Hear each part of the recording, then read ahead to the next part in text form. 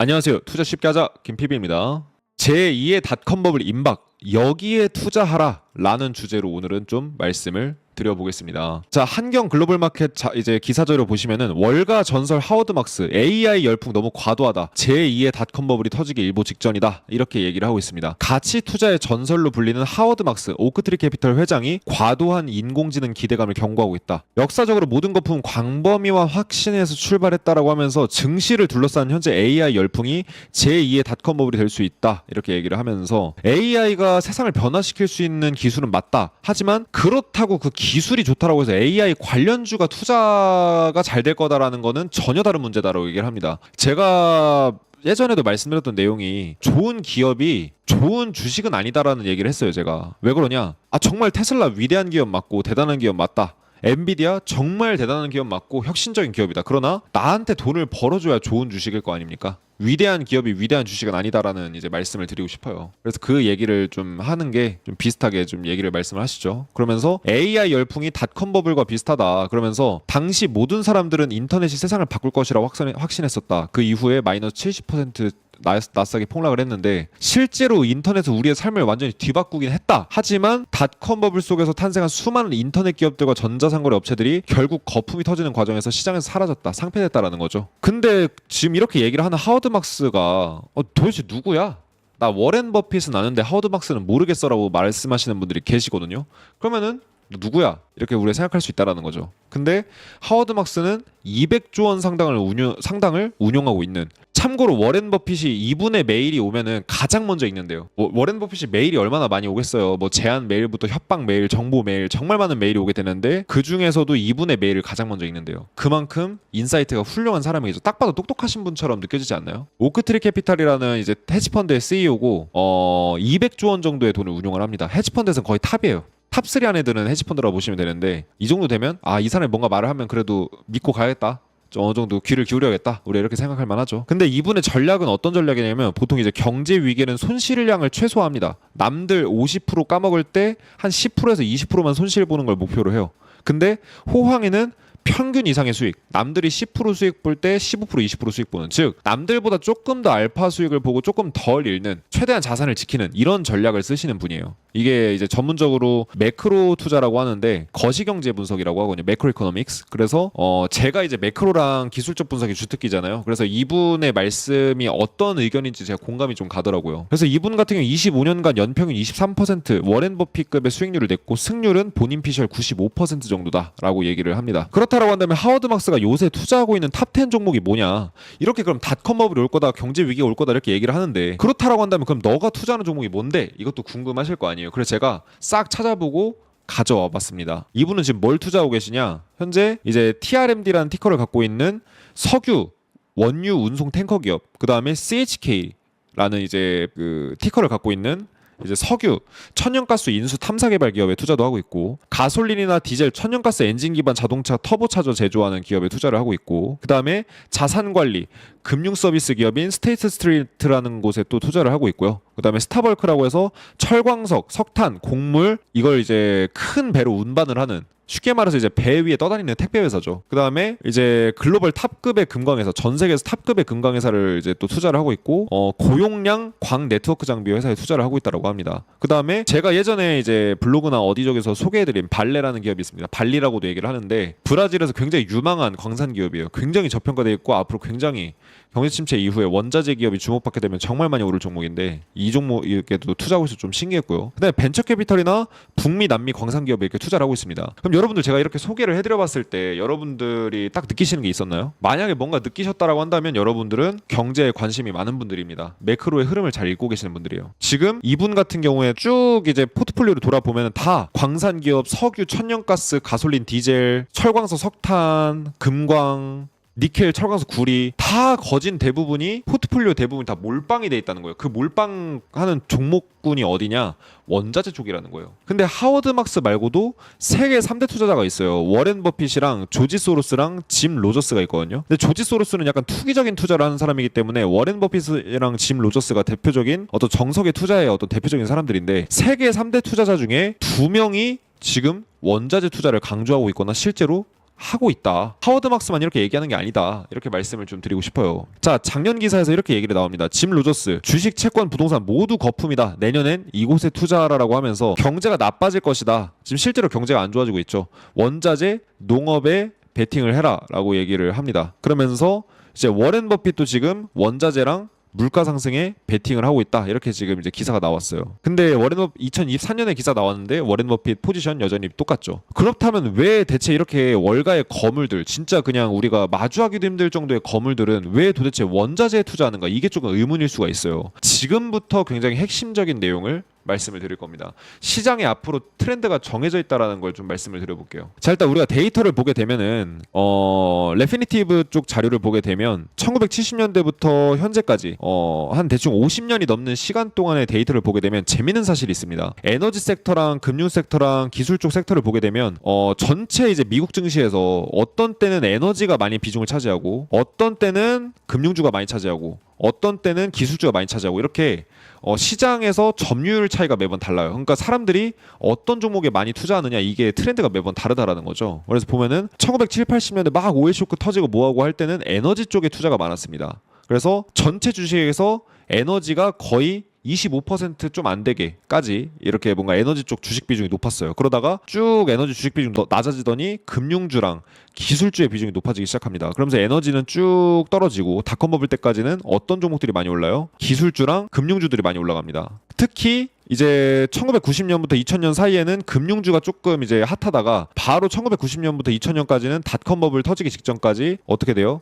기술주가 굉장히 많이 올라갑니다. 그 이후에 기술주 떨어지고 그 다음에 다시 금융주 비중 높아지고 에너지 비중 높아져요. 그러면서 이제 금융주랑 에너지주들이 조금 이제 시장을 주도하다가 이제 그 닷컴 버블 다음에 금융위기 터지고 나서 다시 기술주가 트렌드가 되고 금융주랑 에너지주는 소외되는, 특히 에너지 주식이 극단적으로 소외되는 현상이 있었습니다. 뭘 말씀드리고 싶은 거냐면 유행은 순환한다 라는 말씀을 드리는 거예요. 기술주, 금융주, 에너지가 이제 대표적인 섹터 중에 하나인데 지금 에너지가 2.8%, 25%의 비중을 한때 차지했었던 25%까지 이제 차지했었던 에너지 주식이 지금 2.8%밖에 안 돼요. 완전 극적으로 말도 안 될 정도로 소외가 되거든요. 근데 극과 극은 통한다는 얘기가 있죠. 주식시장도 비슷해요.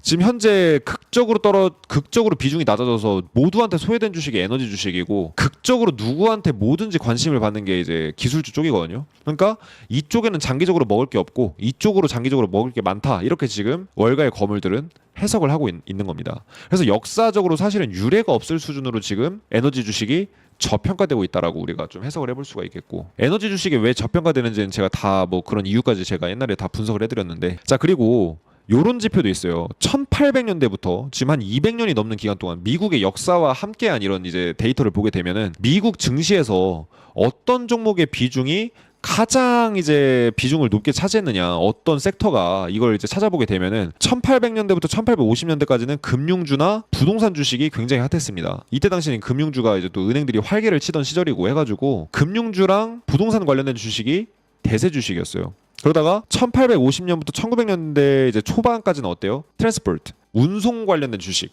이런 쪽이 이제 굉장히 대세 주식이 됩니다. 제가 역사를 정확하게 알지는 못하지만 이때 전후로 아마 철도회사 주식들이 많이 올랐을 거예요. 그래서 철도회사들 주식이 많이 올라가면서 철도가 개발이 되고 철도회사 주식들이 많이 올라가면서 아마 그래서 운송 관련된 섹터가 좀 핫했다, 이렇게 좀 이제 추정을 해볼 수 있고요. 1900년도 초반 때부터 이제 1900년도 중반 때까지, 그러니까 한 50년 정도 전에까지는 아까 이제 에너지 주식이 핫했다고 했잖아요. 에너지랑 재료 주식, 이쪽이 대세였던 시절이 있었습니다. 원자재 쪽이 대세였다라는 거죠. 그 다음에 현재까지 오늘날까지는 어때요? 기술주, IT 회사 주식이나 커뮤니케이션스, 다 IT 쪽이에요. 그래서 IT 쪽이 대세가 됐습니다. 이렇게 초장기적으로 50년에서 100년을 주름잡는 대세 섹터라는 게 존재하는데, 그렇다라고 한다면 다음 섹터는 도대체 무엇으로 이제 우리의 상승을 우리가 이제 기다릴 수 있겠느냐. 우리가 솔직히 뭐 50년, 100년 보고 투자할 수는 없잖아요. 원자재가 될 수 있다, 이렇게 우리한테 어떤 가능성을 보여주는 데이터고요. 요 지표도 좀 재밌습니다. 자, 그러면은 원자재 기업들은 요새 어떻게 행동을 하고 있냐. 반도체 붐이 일면서 반도체 쪽 설비 투자 비롯해서 제조업 쪽 설비 투자가 어마어마하게 늘었었어요. 2020년 코로나 쇼크 이후에. 제가 봤을 때는 뭐 마스크 공장부터 해가지고 바이오, 코로나 이제 대비하는 공장, 그 다음에 특히 반도체 쪽 공장, 데이터 센터 이런 쪽 투자가 늘어나면서 이제 기업들의 설비 투자가 많이 늘어났었습니다. 근데 원자재 기업들 같은 경우 설비 투자가 어때요? 굉장히 감소해서 거의 안 하겠다 싶은 수준이죠. 지금 아예 안 하고 있는 수준입니다. 설비 투자를. 그렇다면 왜 원자재 기업들은 설비 투자를 안 하고 있느냐? 생산량을 늘리려면 설비 투자를 해야 되는데 생산량을 안 늘리고 있는 거예요. 특히 인구가 이 당시에 2000년도 초반대 당시에 인구가 보니까 63억 명 정도 됐었어요. 근데 지금 거의 벌써 80억 명이 됐습니다. 인구가 거의 17, 8억 명이 늘었잖아요. 그러면은 이 정도로 인구가 늘었다라고 한다면 아니 63명이 모니터를 쓰고 스마트폰을 쓰는 것보다 당연히 79명이 스마트폰을 쓰고 이제 뭔가 뭐 전자기기를 쓰고 하는 게 더 많을 거 아니에요. 밥도 먹는 양도 더 많이 늘어날 거고, 그쵸? 그런 것처럼 인구가 늘어나게 되면 자연스럽게 원자재 소비량은 늘어납니다. 당연히 뭐 옥수수, 콩, 밀, 쌀 이런 것도 많이 소비하고 구리, 철, 니켈, 아연, 팔라듐, 뭐 금, 은, 동 이런 거 많이 쓰고 이렇게 갈수록 원자재 소비량이 늘어요. 근데 원자재 기업들은 당연히 소비가 늘은데도 설비 투자를 안 하고 있습니다. 왜 그런 거냐? 진짜 놀라운 사실이 있습니다. 자, 원자재 대 주식. 원자재 대 주식을 비교하는 데이터가 있습니다. 요거는 이제 제 방송 오래 보신 분들은 아실 텐데 블룸버그 자료에 따르면 1900년대부터 현재까지 한 100년이 넘는 기간 동안 원자재랑 주식 쪽의 트렌드를 보면 재밌는 사실이 있어요. 일단 여기서 한 가지 제가 좀 말씀드리고 싶은 건 대공황 때 이게 떨어지면 주식 쪽으로 돈이 많이 몰린다는 거고 올라가게 되면은 원자재 쪽으로 돈이 많이 몰린다는 거거든요. 분자 분모니까. 근데 올라갈 때 자, 대공황 터지기 직전까지 이 지표가 떨어졌어요. 무슨 얘기예요? 주식 쪽으로 돈이 많이 몰렸다라는 겁니다. 주식 쪽으로. 근데 대공황 터지고 나서 무슨 일이 발생해요? 주식이 떨어지고 원자재 쪽에 주목을 받으면서 원자재가 미친 듯이 쭉 주목받는 이런 이제 현상이 발생을 합니다. 그렇다면은 만약에 또 똑같은 일이 이번에 벌어진다라고 하면 어떨까요? 자, 1970년 당시 이 정도로 원자재가 저평가됐던 당시에 이 이후에 금이 23배가 오르고 은이 35배가 올랐어요. 10년 동안.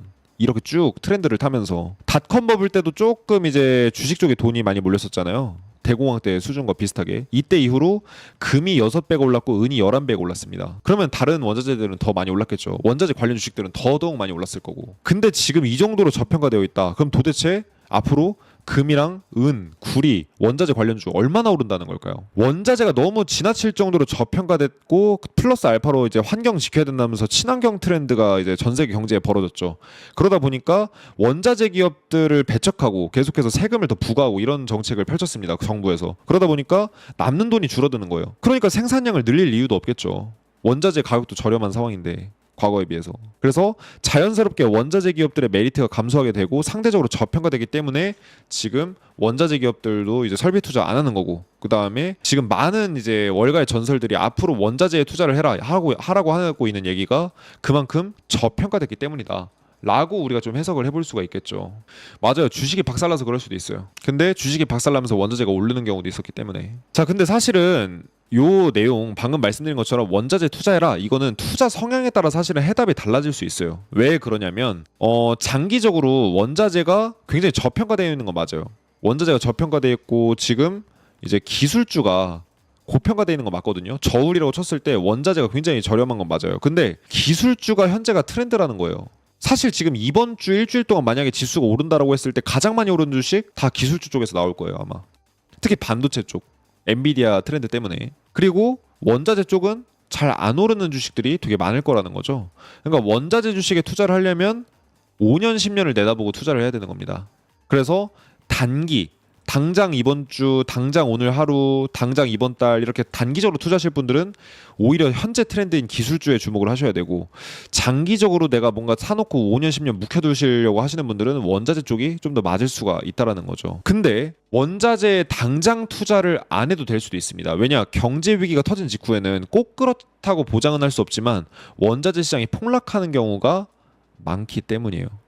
왜냐, 경제가 안 좋아지면은 사람들이 석유 많이 안 쓰니까 석유 값도 떨어지고, 사람들이 원자재로 뭐 만들지도 않으니까 구리 값도 떨어지고, 이렇게 원자재 가격들이 많이 떨어지는 경향이 있거든요. 실제로 시세 나중에 찾아보시면 그렇게 알 수 있고, 1930년 당시에 대공황 당시에 기사 자료를 보게 되면 재밌는 사실이 있는 게 1930년 대공황 당시에도 원자재 가격이 굉장히 많이 떨어졌었어요. 얼마나 많이 떨어졌냐면 생산 비용 이하로 하락했대요. 이걸 쉽게 말씀드리면 예를 들어서 구리라는 걸 캐서 만들고 제조해서 파는데 $100가 든다. 근데 생산하는데 들어간 비용이 150달러인 거예요. 왜 그러냐? 원래 500달러, 1000달러였던 구리가 100달러까지 떨어졌거든요. 그러니까 생산 비용, 구리를 캐서 제조하고 만들어서 제품으로 만드는 것만 해도 원가에도 못 미치니까 어때요? 원자재 기업들이 원자재를 안 만들기 시작하고, 자, 소련이 그 당시에 1930년 당시에 세계 시장에 원자재를 덤핑을 해버려요. 자기들이 갖고 있었던 원자재를 그냥 다 팔아버립니다. 그러니까 가뜩이나 이제 하락 압력을 받던, 경제가 안 좋아지면서 하락 압력을 받던 원자재가 더 빠지는 거예요. 이거 가지고 재밌는 사실을 제가 하나 알려드릴게요. 사실 근데 이제 지금 방금 말씀드렸던 하워드 막스나 뭐 이런 워렌 버핏 같은 경우에는 이런 상황들은 무시하고 지금 투자를 하고 있어요. 약간 이 리스크를 감안해서 투자 비중을 좀 줄이는 수준으로 가고 있고 현금 보유량을 늘리는 수준으로 가고 있지, 원자재 투자를 안 하고 있지는 않거든요. 장기 투자자니까 10년, 20년을 보고 투자할 거니까. 근데 옛날에는 미국 대 소련이었잖아요. 그래서 소련이 세계 시장에 덤핑을 하면서 어마어마한 영향력을 끼쳤는데, 자, 그렇다면 현재는 미국 대 중국이라고 좀 볼 수 있을 것 같아요. GDP로 봐도 미국이 전 세계 GDP의 25%, 중국이 20% 정도 차지하고 있거든요. 미국이랑 중국 합치면은 전 세계 경제의 절반이에요. 그렇다라고 한다면 소련이 했던 짓거리 중국도 하고 있지 않을까? 실제로 그러고 있습니다. 자, 일단 차이나 엑스포트라고 써져 있는데 이게 이제 구리 수출량을 보여주는 지표예요. 근데 중국이 구리를 지금 수출을 엄청나게 열심히 하고 있습니다. 거의 지금 이제 10년 만에 최대다 싶을 정도 구리를 열심히 수출을 하고 있고, 아마 제가 봤을 땐 수출을 더 늘리고 있지 않을까 싶어요. 왜냐? 중국 경제가 지금 망가지고 있잖아요. 경제가 망가졌고, 그러다 보니까 경제가 망가지면 구리 소비량도 자연스럽게 줄어들어요. 그러다 보니까 세계 시장에 지금 구리를 던지기 시작을 했습니다. 수출을 막 하고 있어요. 근데 그 수치가 10년 만에 최대치고, 결국 오늘날 어떻게 되냐면은 중국의 구리 프리미엄, 구리의 가격은 계속 감소를 해가지고 얹어주는 돈이 없어졌다.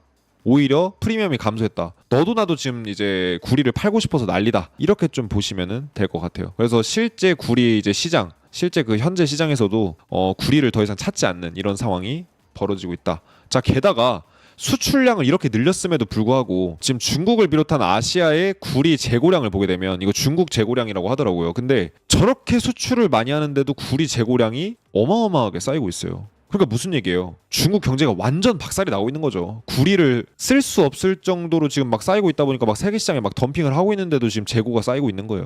그러다 보니까 구리뿐 아니라 다른 원자재도 지금 상황이 비슷할 거다. 그래서 지금 원자재 가격들이 계속 하락 추세를 보이고 있거든요. 그래서 소련이 옛날에 대공황 당시에 미국을 비롯한 전 세계 시장에 원자재를 덤핑했던 것처럼 마치 중국이 지금 그러고 있는 것이 아닌가, 대공황 당시와 비슷하게 흘러가고 있는 것이 아니냐, 이런 이제 우리한테 어떤 공포감을 줄 수 있는, 그게 시작됐다라는 것에 어떤 공포감을 줄 수 있는 이런 자료들 재미로 한번 보시라고 가져와 봤습니다. 종합적으로 말씀드리면, 아주 우리가 좀 멀리 보게 되면, 아주 긴 기간을 보게 되면은 원자재는 사실 어마어마하게 투자 기회가 존재할 거는 제가 봤을 때 확실해 보여요. 제가 웬만하면 뭔가 장담하는 일이 거의 없는데 이건 좀 많이 확실해 보입니다. 그 대신에 대공황 당시에 대공황이 딱 터져서 경제 위기가 터진다고 쳐봐요. 그러면 주가가 많이 빠지게 되고, 그렇게 되면 원자재도 많이 빠질 수 있기 때문에 몇 년 동안은 원자재가 좀 많이 떨어질 수도 있습니다. 하지만 대공황이 끝나고 나면 굉장히 시장을 크게 주도하는 이런 주도 섹터가 될 수도 있겠다, 이런 생각이 좀 들더라고요. 그래서 이런 이제 부분 말씀드렸으니까 참고해 주셔서 투자에 감안해 주시면 되겠습니다.